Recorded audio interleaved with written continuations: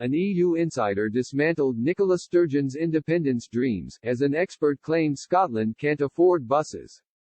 On January 1, the post-Brexit transition period expired, meaning EU rules no longer apply in Britain.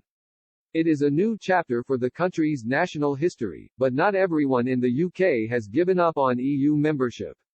Despite Prime Minister Boris Johnson rejecting her independence demands, Scottish First Minister Nicola Sturgeon wants to hold a second referendum this year.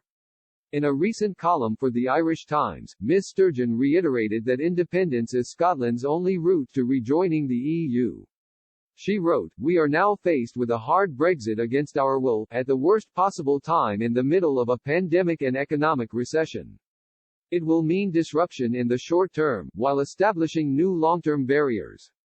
Our people will be less safe and their right to work, study and live elsewhere in Europe will be restricted.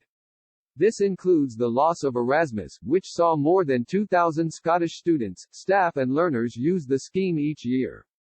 It is therefore not surprising that a consistent majority of people in Scotland now say they are in favour of becoming an independent country."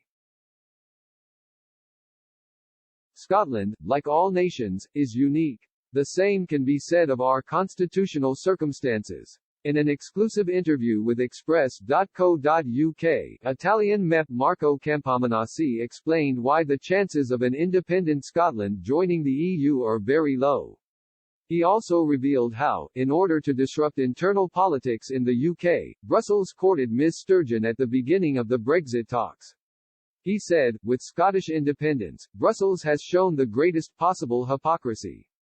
During the withdrawal agreement talks, the former president of the European Commission Jean-Claude Juncker was courting the Scottish nationalists, making them believe they were welcome in the EU.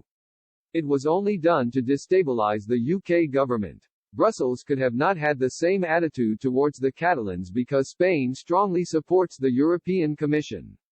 The hypocrisy would have been so evident that Brussels had to stop engaging with Sturgeon. Mr. Campominassi added, "Anyway, there is no way Spain is going to allow the Scots in if they do go independent."